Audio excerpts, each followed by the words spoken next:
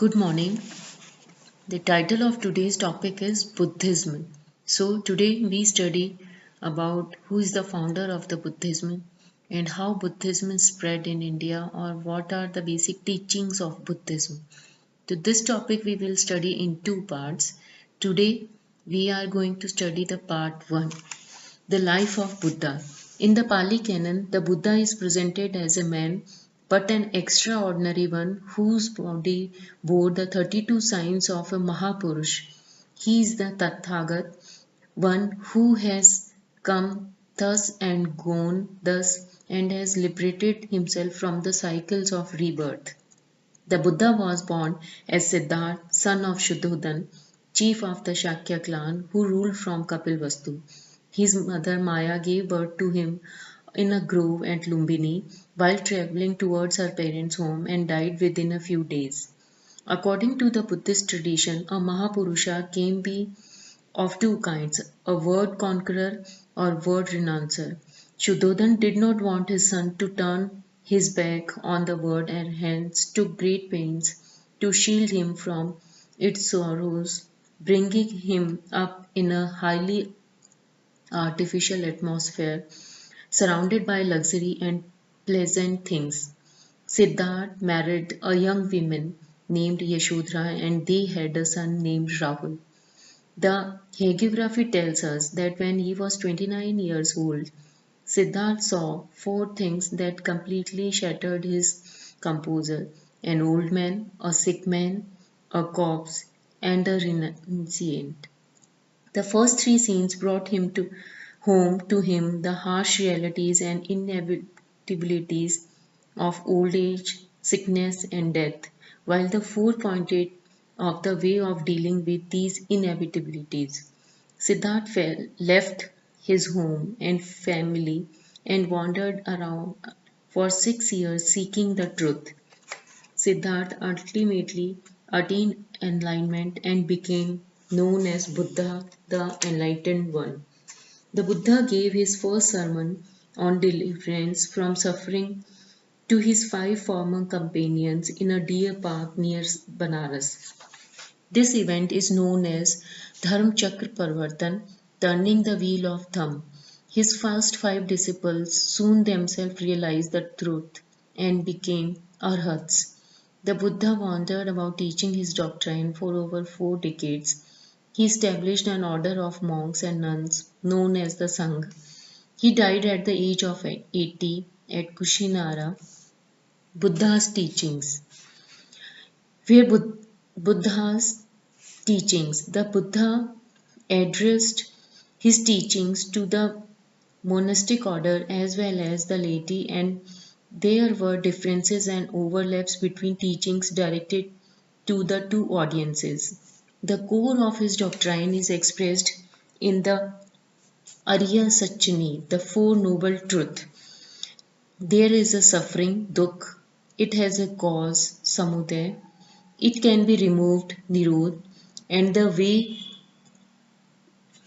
way to achieve this is following the eightfold path. This path consisted of a number of interconnected activities related to knowledge, conduct, and meditative practices. It consists of right view, right intention, right speech, right action, right livelihood, right effort, right mindfulness, and right concentration.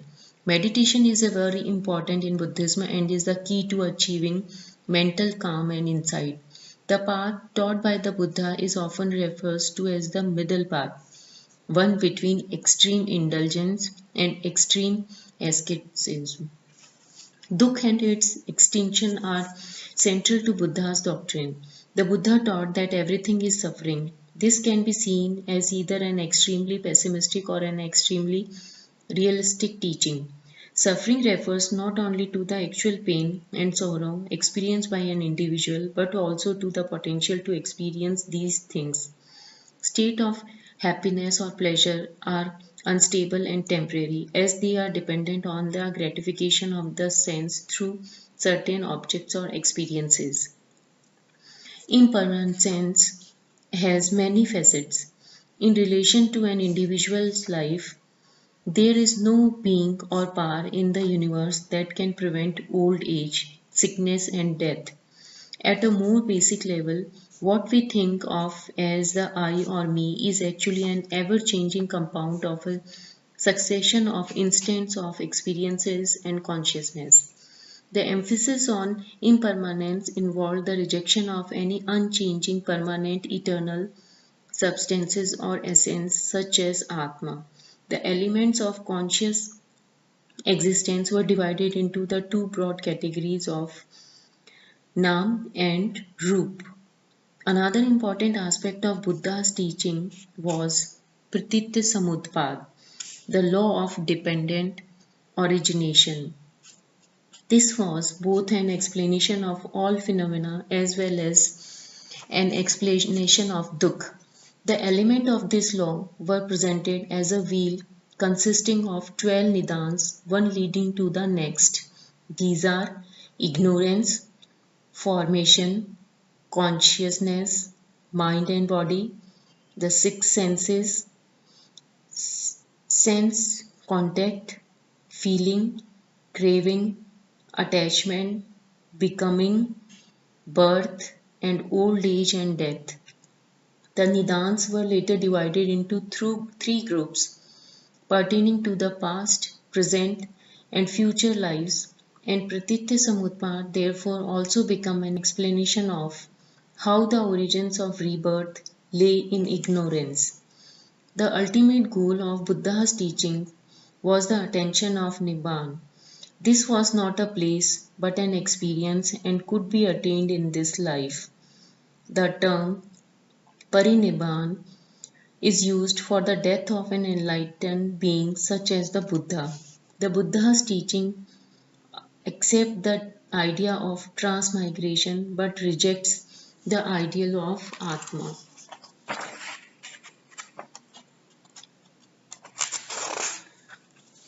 The Buddhist emphasis on ahimsa involved a critique of Brahminical animal sacrifices. Monks and nuns were not to kill animals. Buddhism is often seen as an extremely rational doctrine. It must be noted that the Buddha is presented as the fount of knowledge, and the possibility of others equally him is considered remote if not possible. He sometimes performs miracles, usually to convince particularly stubborn adversaries. Gods and heavens exist in Buddhism. Thank you.